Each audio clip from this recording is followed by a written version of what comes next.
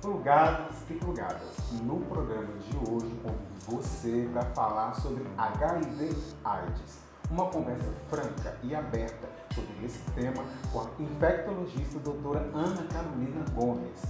Vamos conversar sobre prevenção combinada e terapia antirretroviral. Se você ainda tem dúvidas sobre o HIV e a AIDS, vem com a gente para essa conversa.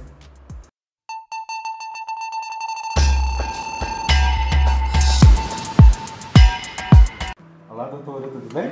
Olá, tudo bom? Que bom, é um prazer receber a senhora aqui e para falar de um assunto tão polêmico e quente ainda, né, doutora?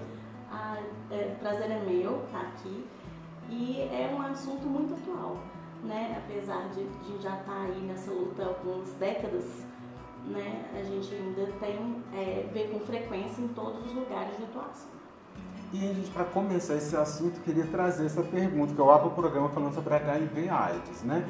Então, doutora, qual que é a diferença entre esses dois termos? Então, o HIV é o vírus da imunodeficiência humana, né? A gente ouviu falar muito de vírus agora no coronavírus, então ele é um bichinho pequenininho que é transmitido através de contato com sangue ou com outras secreções que estejam contaminadas com ele. A AIDS é a doença, é o que a gente vê quando a pessoa não trata, quando ela faz o diagnóstico muito tardio. É aquela pessoa que a gente ainda tem muito estigma. Eu acho que quem é mais velho lembra muito do Cazuza, né? Eu acho que foi uma pessoa que marcou muito. A pessoa que emagrece, perde cabelo, tem diarreia, perde apetite, e aí tem mais um tanto de sintoma. Então é a pessoa que tem a doença. E o HIV é o vírus. E para quem tem mais de 40, lembra dessa questão que a senhora está falando, né, doutora? E principalmente que foi um vírus que deixou todo mundo com muito medo naquela época, né? Não, as pessoas não se trancaram dentro de casa como a Covid, mas quem der uma pesquisada aí vai entender que foi nos anos 80 um vírus que deixou todo mundo muito preocupado, né? E eu fico com uma dúvida aqui, a senhora comentou que o HIV, né, a AIDS é a doença, né? Mas a pessoa, ela morre de AIDS, doutora? Morre, infelizmente ainda morre. Eu vou falar do Brasil porque, né, no mundo, infelizmente, a gente ainda tem países que a realidade é completamente diferente, as pessoas não têm acesso à medicação, mas aqui a pessoa tendo o diagnóstico e procurando, ela tem o acesso, ela tem o tratamento todo pelo SUS. E a pessoa que não trata ou que tem o diagnóstico muito tardio pode morrer de HIV, de AIDS, né, da evolução do HIV. O que acontece é que, por isso a gente bate muito na tecla da importância do diagnóstico. Muita gente ainda tem medo, sabe, de fazer o exame. Muita gente fala assim, mas e se eu fizer e vier positivo? O importante, eu acho que o recado mais importante de todos é esse.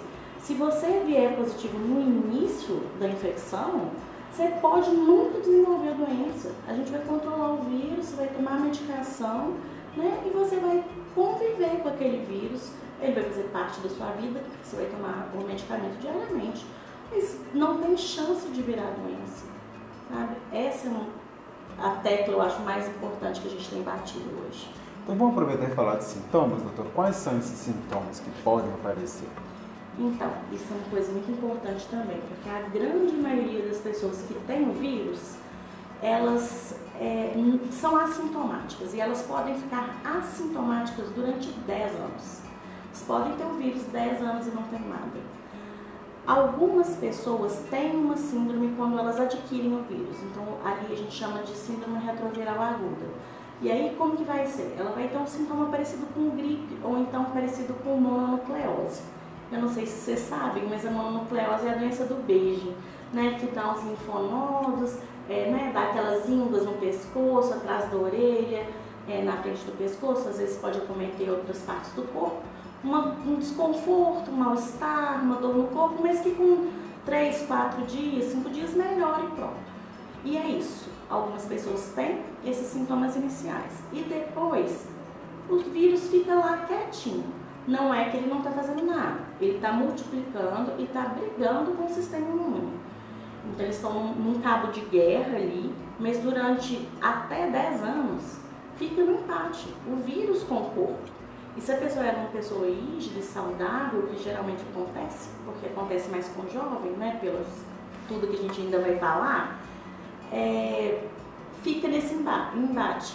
E aí quando o vírus começa a vencer, e isso vai acontecer em algum momento, ele começa a baixar muito a imunidade do corpo e o corpo abre, né, as suas barreiras de defesa e aí vem as infecções oportunistas, que aí começa a ter a ver com a AIDS que a gente falou no início. Eu queria que a senhora falasse um pouquinho, já que a senhora falou no início, ó, o programa falando sobre prevenção combinada e a terapia. Então explica um pouquinho o que é isso. Vou explicar um pouquinho da terapia que eu já falei. A terapia é o que antes a gente chamava de coquetel. A gente chamava de coquetel porque a pessoa usava 5, 6, 8, 10, 12 comprimidos por dia. Comprimidos que muitas vezes eram do tamanho de uma bala, sabe, grande, difícil de engolir, com muito efeito colateral. E a gente falava que se a pessoa sobrevivesse ao tratamento, ela tinha uma chance de sobreviver. Era muito complicado. Hoje em dia, a gente tem um tratamento que é muito melhor. A gente tem um tratamento de 1 comprimido por dia ou 2 comprimidos por dia. O efeito colateral é infinitamente menor do que já foi lá no começo da terapia. Essa terapia, igual eu falei, ela é acessível para qualquer pessoa pelo SUS, totalmente gratuito. A pessoa procura os centros de referência ou o posto de saúde. Aqui em Ouro Preto a gente tem o SAI, que é a referência. E lá ele vai pegar medicamento todo mês, ele vai ser orientado, vai receber as vacinas. Então, isso é o tratamento. E a prevenção é o que a gente faz para evitar de pegar o vírus, né? Como toda prevenção. Então, a gente chama hoje de prevenção combinada. A primeira parte da prevenção é o tratamento de quem tem o vírus. Quando a pessoa sabe que ela tem o vírus e ela faz a opção de tratar, ela está não só se tratando, como ela está diminuindo o risco de transmissão para outras pessoas que eventualmente ela tenha contato. E a pessoa que não tem o vírus, ela pode se prevenir de muitas maneiras. O uso de preservativo, né? A gente tem camisinha feminina e masculina hoje em dia. O uso de lubrificante, principalmente para as pessoas que praticam o sexo anal. A testagem frequente, que é aquilo que eu já falei, se você tem, é melhor que você saiba logo, que você inicie o tratamento e o acompanhamento. Então eu falei, os cuidados que todo mundo deve ter, então as pessoas que usam drogas injetáveis, cuidado para não compartilhar a seringa, né, não compartilhar material que tenha sangue, pessoas que moram aqui em Ouro Preto é muito comum, pessoas que moram em república, então os materiais de higiene pessoal, né, cada um ter seu barbeador, cada um ter sua escova de dente, que parece básico, mas infelizmente a gente ainda vê. Então, e a gente tem a PrEP, que é a profilaxia com remédio. Como que funciona? A gente tem 2 tipos de PrEP. A gente tem a PrEP de uso contínuo, que é para as pessoas que têm uma vida sexual muito, muito ativa e não gostam de usar preservativo. Apesar de serem coisas diferentes, o preservativo ele não tem a prevenção só do HIV, mas de outras ISTs, né? Mas a pessoa que tem uma vida sexual ativa pode fazer a opção de usar o remédio contínuo. Então, se ela vai ter uma relação sexual com uma pessoa, 2, 3, o que ela quiser, ela não precisa se preocupar com o vírus do HIV. Como ela está com remédio no sangue, né, que ela tomou e está na corrente sanguínea dela, se ela tiver contato com o vírus não vai alojar nela, vamos falar assim, porque ela está protegida. E a gente tem a PrEP de demanda, que é quando a pessoa vai se expor. E tem pessoas que são sexualmente ativas, mas, por exemplo, eu não gosto, por N motivos, eu não gosto de manter relação sexual na cidade que eu tô, porque eu N motivos, mas eu vou para São Paulo uma vez por mês e lá eu saio com a minha galera e quero fazer o que eu quiser. Então ela sabe que ela vai ter aquela exposição maior, ela usa o medicamento antes. E aí é direitinho, né, o tempo antes e o tempo depois, indo no médico ou no infectologista, a gente explica direitinho, orienta todos os detalhes. Mas é isso, então a pessoa ela tem muitas opções de prevenção hoje. E quando ela usa todos esses mecanismos de prevenção, ela praticamente anula o risco dela pegar o vírus. E tem uma receita, como é que funciona? A senhora eu entendi bem, por exemplo, a pessoa não usou camisinha, ela, usando esse medicamento contra o HIV é eficaz. É eficaz, é muito eficaz. É claro que isso tem a ver com não adianta falar assim, eu uso, mas eu esqueço, né? É aquele que tem, mas acabou. Eu deveria usar todos os dias, mas eu esqueço 3, 4 dias por semana. Não vai funcionar. Mas se a pessoa usa regularmente, o remédio é muito eficaz, muito, muito efetivo. E é isso, assim, a pessoa ela tem que ter a consciência eu falo muito de autorresponsabilidade, né? A gente não pode julgar no outro a responsabilidade. Quando você tem uma relação sexual, é uma vida de pelo menos 2 pessoas, né? Então, você vai confiar cegamente numa pessoa, você está fazendo sua opção. Mas ela não tem responsabilidade sobre a sua saúde, você que tem. Né? Então, sempre é uma escolha. E aí você tinha me perguntado sobre a receita. Qualquer médico poderia receitar, não tem problema, mas a maioria dos médicos não se sente confortável. Né? E aí o infectologista, a gente trabalha com isso, né? A gente orienta, a gente dá a receita, a gente conversa, né? E fala todos os pontos e essas diferenças de uma para outra e orientando, né? Sempre. A senhora falou de transferência de responsabilidade. Aí eu queria tirar uma dúvida, que toda vez que eu trago camisinha feminina, as meninas pelo menos se assustam, falam, eu não vou pôr isso é muito feio, meu namorado não vai querer transar com isso. Tem uma diferença? É muito feio, é muito difícil de colocar, é uma coisa que incomoda. Fala um pouquinho da camisinha feminina. Eu podia ter trazido, né? Não trouxe, mas depois eu vou mandar um material para vocês. Ela é diferente da camisinha masculina, por quê? Porque ela é grande, o anel dela é grande e ela é colocada, ela tem uma cola, eu brinco igual a cola de colocar cílios postiços. Você cola ela na parte externa da vulva e ela geralmente não é colocada no momento do ato. Porque o preservativo masculino, todo mundo está acostumado e aí rapidinho você vai e coloca e pronto. A camisinha feminina ela pode ser colocada anteriormente, porque ela não vai ter um incômodo tão grande igual para a pessoa que tem pênis, sabe? Ela pode ficar ali mais tempo, então se o casal faz a opção por isso, né, ela já pode estar antes de sair de casa, ou pelo menos assim, antes de começar o ato em si.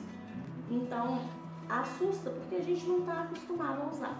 Mas a partir do momento que ela passa a fazer parte da vida, a gente se acostuma e eu acho que normaliza, sabe? Assim, fica comum para a pessoa.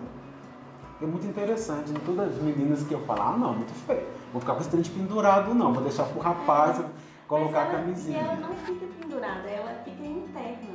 Ela fica por fora, assim, o anel e tudo. Vou falar que tem 0 encontros, né? Que não tem. Não é assim, mas ela, igual eu falei, ela pode ser colocada um pouco antes do ato. E aí eu acho que isso diminui um pouco o impacto da camisinha feminina, sabe? Já que a senhora mencionou um pouquinho sobre antigamente havia um coquetel, os medicamentos que se toma, né? Eu queria que a senhora falasse sobre a relação dessa mulher que pode engravidar e se ela consegue amamentar, se pode amamentar. Se é legal, se ela é soro positivo, se ela está pensando em engravidar, ela pode seguir com isso? Então, o que acontece? O HIV, ele pode ser transmitido durante o parto. Se a pessoa não faz nenhum tipo de tratamento, né? Eu estou falando da mãe para o bebê, a mãe é soro positivo e ela não trata, ela não faz nada. O risco de transmissão para o bebê vai ser muito alto. Agora, se a mãe trata, se ela faz o acompanhamento, ela provavelmente vai ter a carga viral indetectável. Isso já é um fator que reduz muito a chance de transmissão para o bebê. Mas se ela faz o acompanhamento, ou mesmo quem não faz durante o parto, sempre que possível, né, é feito o teste rápido.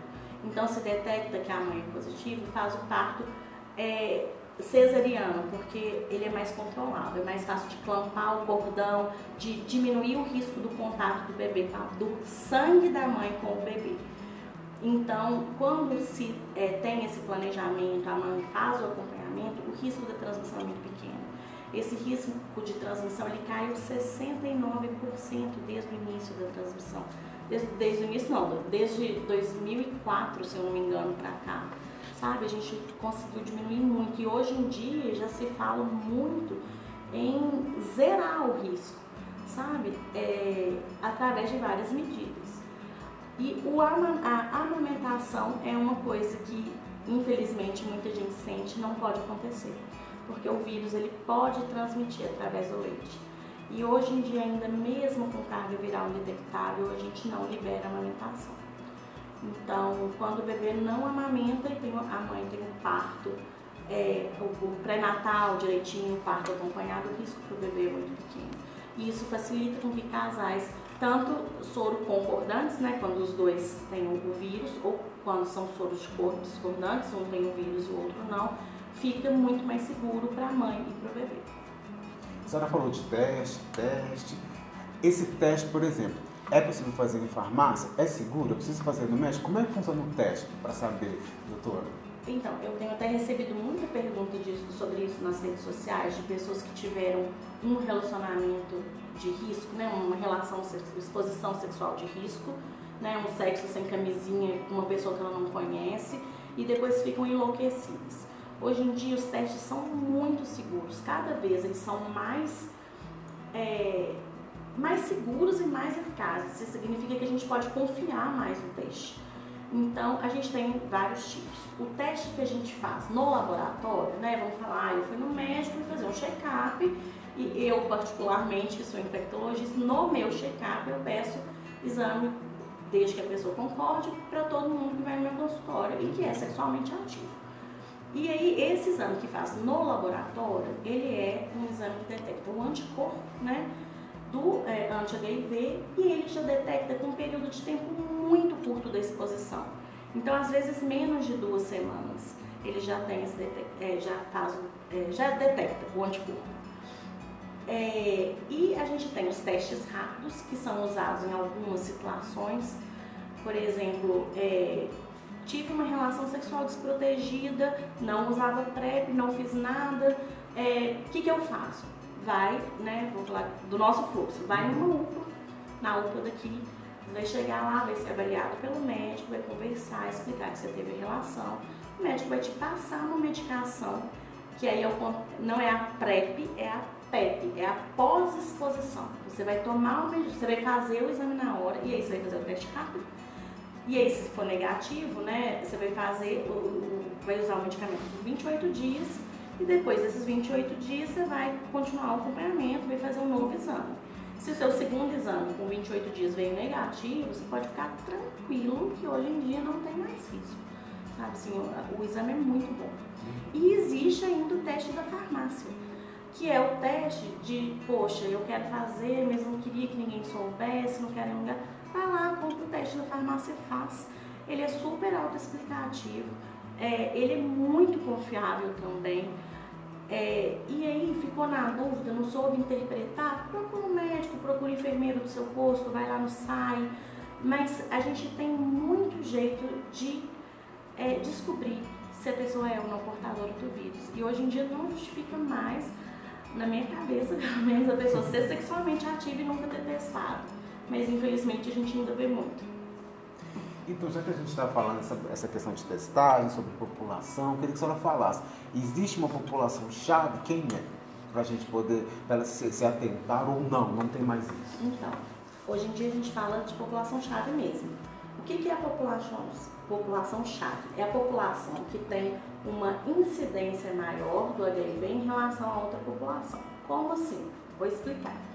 Da população de todo mundo, quando a gente pega todo mundo e todo mundo que é sabidamente positivo para HIV e divide, né, esse número pela população toda. No mundo, esse número está em volta de 0,7%. Quando a gente pega outras populações que a gente chama de população-chave, esse número é maior. Então, 1,5%, 2,5%, chegando até a 10% em determinadas populações. E quais são essas populações? Profissionais do sexo, homens que fazem sexo com homens, pessoas que fazem uso de drogas drogas endovenosas por causa do compartilhamento de agulha, pessoas trans e Privadas de liberdade, não sei se eu já falei, não. Então é isso, privada de liberdade, profissional do sexo, pessoas trans, homens que fazem sexo com homens e pessoas que usam drogas injetáveis. Lógico, isso eu estou falando da população-chave, da prevalência diferente, mas qualquer pessoa que tiver algum comportamento de exposição, né, uma pessoa hétero, que é uma pessoa transante, né, igual eles falam, e que tem uma vida sexual muito ativa e que não se cuida, é claro que ela tem um risco maior do que uma pessoa que faz sexo com homem e tem um parceiro fixo, uma relação monogâmica. Então isso tem muito mais a ver com o comportamento individual e, de novo, né, da responsabilidade, da autorresponsabilidade, da saúde, do que de uma população mesmo. E tem uma parcela, por exemplo, mulheres também, elas podem ou têm sido mais contaminadas? Hoje em dia, antigamente a gente achava, quando começou, né, se falar de HIV e AIDS, era uma doença muito relacionada com o grupo de homens que fazem sexo com homens, especialmente os homens gays, né? Então era uma coisa que já era demonizada, né? Já era super estigmatizada essa população, e aí veio essa doença como, né, assim, nossa, agora que o negócio é pecado mesmo. E hoje em dia a gente já vê que isso é muito diferente. No mundo, a gente já tem 52% das pessoas que são infectadas são mulheres ou meninas. Então, né, isso saiu daquele grupo. E hoje, 46% das pessoas que são diagnosticadas, né, então dos diagnósticos novos, são mulheres ou meninas. Né? Então, a gente sai daquele grupo somente de homens que fazem relação com homens e vê que tem muito mais a ver com o comportamento, ou no caso das meninas, né, principalmente as menores, a ver com a transmissão vertical, né, a transmissão da mãe para o bebê na hora do parto. Esse assunto rende muito, a gente fica muito curioso, tá, doutora? Então, tem mais uma pergunta. A senhora falou que tem muito a ver com comportamento. Então, tem gente que pensa assim, não, se não houver penetração, não tem problema, eu posso transar, E sexo oral, doutora? Aí a pessoa fala, vou fazer só sexo oral, porque aí eu tô tranquila. E existe uma possibilidade de ser contaminado?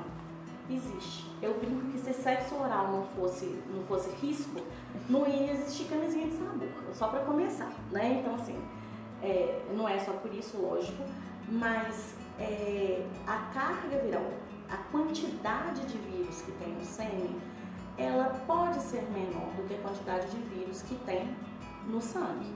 Mas pode haver uma quantidade de vírus viável que pode sim acontecer a infecção.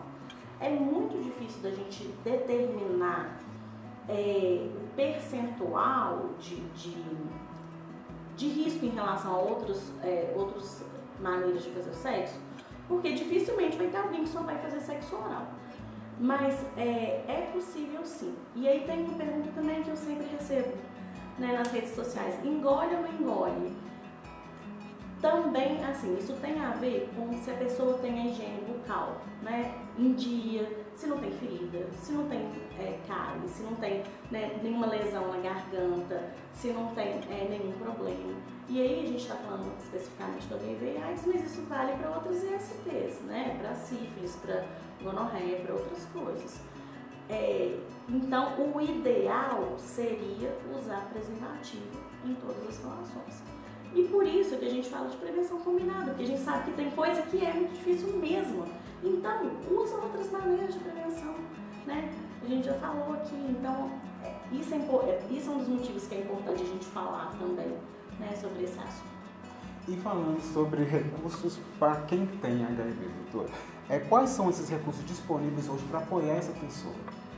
Então, é o que eu falei. Hoje em dia, qualquer pessoa... eu vou falar de alguém que não sabe do diagnóstico. Uma pessoa começa e fala assim, nossa, eu fiquei sabendo que uma pessoa com quem eu tive relação está com vírus. Será que eu posso ter também? Começa aí. Eu não tenho dinheiro para comprar o teste da farmácia, eu não tenho plano de saúde, não quero ir no posto, então procura o SAI. No SAI ela vai ser acolhida, ela vai ser orientada, ela vai ter acesso aos testes, né? Ela vai ter o acolhimento pré-teste e pós-teste. Então ela vai receber esse acolhimento, ela vai receber o teste, caso ela tenha um diagnóstico positivo. Ela vai ser encaminhada para consulta médica e o médico vai começar o tratamento vai orientar tudo em relação ao tratamento, como que pega. Hoje em dia a gente não tem falta de medicamento, igual já aconteceu décadas atrás. Hoje em dia a gente não tem mais. Essa pessoa vai ser acolhida. Nesse centro ela pode ter, se o médico julgar necessário, encaminhar para um psicólogo. Né? E na internet a gente acha grupos de apoio anônimos, grupos de apoio que você pode se identificar, grupos de discussão. Né? E a gente tem as redes sociais, né? A gente tem aqui as redes sociais do Plugado, que eles vão poder perguntar, né? Igual você já tinha falado. Eu disponibilizo que sempre que me perguntam, eu sempre respondo, assim como meus colegas. Então é falar sobre isso, né? Porque é uma realidade e está aí. E sobre a PrEP e a PrEP? Ela é comprada, doutor? Como é que funciona? Hoje em dia pode, porque o SUS, ele distribui a PrEP, mas ela até tem várias vertentes para melhorar essa distribuição, mas tem gente que fala, poxa, eu não queria depender do SUS, porque eu conheço as pessoas que trabalham lá, ou porque eu não me sinto confortável, ou eu tenho condição de comprar meu remédio. E hoje em dia é possível comprar o seu medicamento na farmácia, lógico, com a farmácia, com a receita médica, com as recomendações, tudo direitinho, mas é possível comprar, mas é possível pegar pelo SUS. E uma grande pergunta, doutora, já existe cura para o HIV? Então, essa pergunta é a pergunta que não quer calar, é a pergunta de milhões, né? A gente tem alguns casos de pessoas que foram curadas. Esses casos, é claro que cada pessoa que é curada, a gente dá um passo mais perto da cura para todo mundo. Existe uma grande teoria da conspiração de que já tem a cura e os laboratórios farmacêuticos não deixam essa cura aí para todo mundo. Eu, Ana Carolina, não acredito nisso. Porque eu acho que isso compraria o silêncio talvez de uma ou duas pessoas, mas eu acho que o ego do ser humano não tem preço. Então eu acho que se isso existisse já teria vazado. Beleza, isso é da teoria da conspiração. Sobre a cura mesmo. O vírus, ele é muito, muito, muito esperto, vamos falar assim. O que ele faz para ele entrar no ser humano? Ele pega a célula, né, a célula humana, ele joga o material genético dele dentro da nossa célula.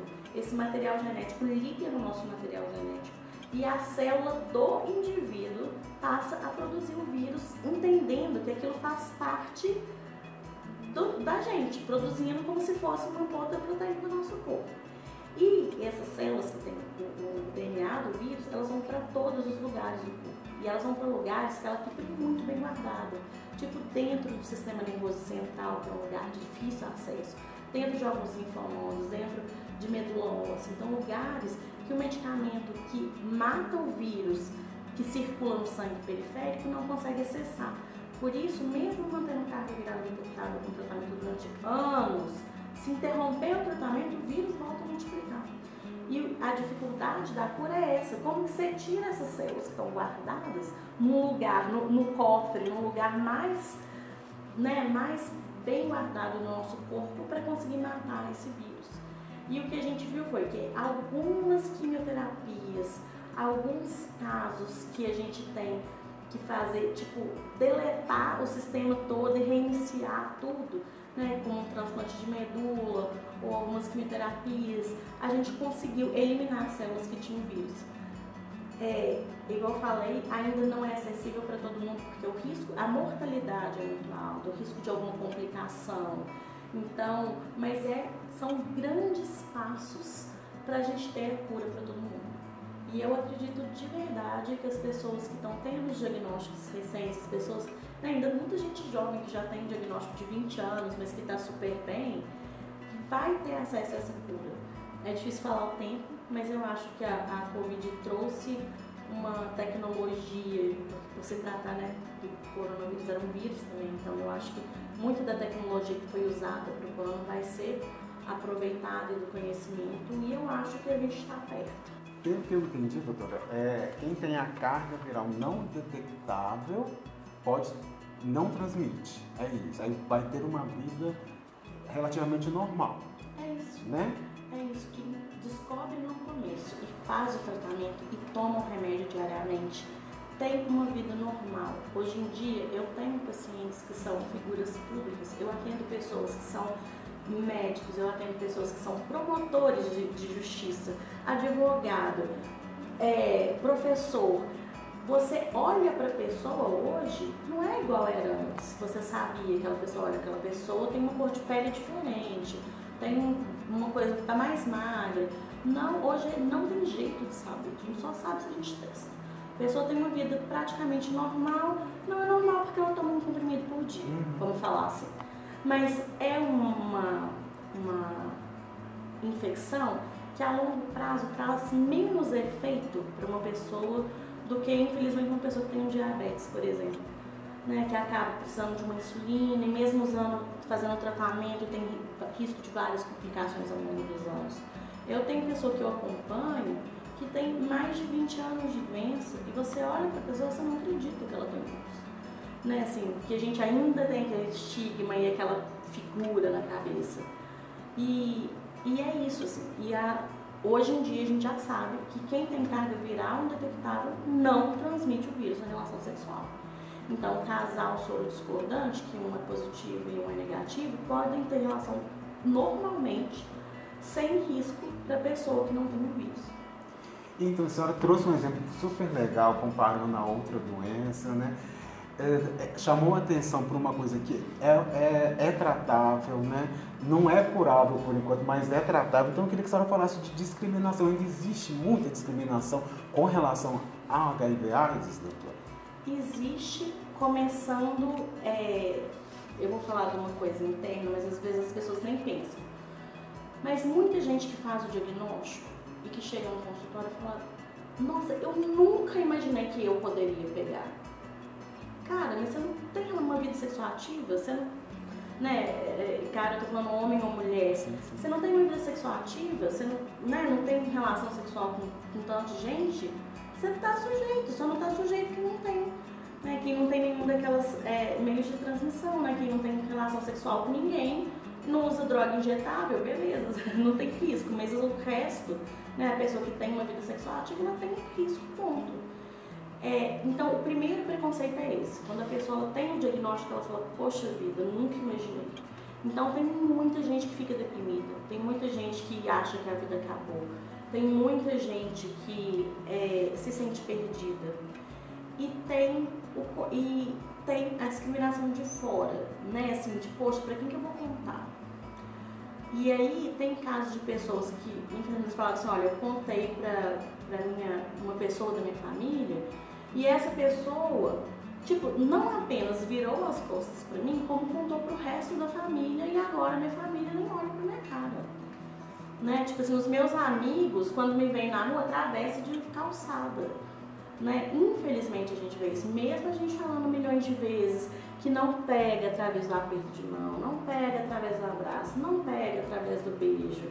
Né? Assim, mesmo para um bebê, né, quando a pessoa tem um diagnóstico e ela assusta, eu vou falar do pai porque a mãe geralmente esse diagnóstico já vem no pré-natal. Mas, por exemplo, fala: poxa, como que eu vou pegar meu bebê se eu tenho vírus? Não vai transmitir, sabe? Então eu acho que a gente precisa falar mais sobre isso. Ainda é pouco falado. Chega essa época do ano, né? Vai chegando perto do 1º de dezembro, a gente fala, no carnaval a gente fala um pouco, mas o resto do ano eu acho que a gente fala muito pouco ainda. E é uma doença, igual você falou, é uma doença que não tem cura, mas tem tratamento. E não faz sentido a gente ter estigma mais, sabe? Eu tenho até dificuldade de falar, porque eu acho tão absurdo, assim, você deixar de conviver com uma pessoa porque ela tem um diagnóstico. Então, muitas pessoas acabam guardando para si. E, infelizmente, esse preconceito ainda é tão grande que no consultório eu falo: olha, ou você escolhe as pessoas muito bem escolhidas, uma pessoa de confiança, de muita confiança sua, ou você guarda isso para si. Porque até na área de saúde a gente vê preconceito, assim, né, de pessoas, infelizmente: ah, não, você tem HIV, você tá com uma gripe, não, mas eu não te trato não, você tem que ir no seu infectologista, você tem que ir, né, dentista, né, nossa, como que seu médico não me mandou um relatório falando que você é soro positivo? E às vezes o risco é menor dela se acidentar com uma pessoa que é soropositiva e trata, tem carga viral detectável, do que com uma pessoa que tem o vírus e não sabe. Né? Então, assim, é um preconceito, como todos os preconceitos não fazem o menor sentido, mas é triste também, como todo preconceito, né? Assim, e existe, e tá aí, e tem que ser falado. E estamos falando, né, doutora? Sim. Estamos aqui, a gente buscando mais informações sobre esse assunto, que é mais importante ainda, é buscar informação, é não ficar parado no tempo pensando, né? Ai, eu vou correr disso, não quero saber. Tem tratamento, o diagnóstico não é complicado de fazer, só buscar orientação e informação, né? Isso, e hoje a gente tem um acesso à informação. Né? A gente tem uma facilidade que não existia 20, 30 anos atrás. Então vamos aproveitar, né? A tecnologia, tem muita gente condenando, que a gente passa muito tempo na tela, sim, mas tem a parte boa, né? Então vamos usufruir da parte boa, que é a informação. E fechamos o programa, doutor. Muito obrigado, viu? Nada. Muito agradável conversar sobre esse assunto. Espero que a gente volte. Se você tiver pergunta, faça aí, que a gente pode responder a sua pergunta. A gente pode fazer um novo programa, convidar a doutora para retornar aqui para a gente conversar mais sobre esse assunto. O importante é não engavetar a dúvida, não é? Exatamente. Então chegamos ao final de mais um Plugado na Saúde. Eu e a doutora vamos ficando por aqui e eu posso te fazer um pedido. Se você gostou desse Plugado, segue a gente aí, curte, compartilhe com todos os seus contatos aí. Olha, um afetuoso abraço e até o próximo Plugado. Até. Muito obrigado de novo, viu, doutora? De nada.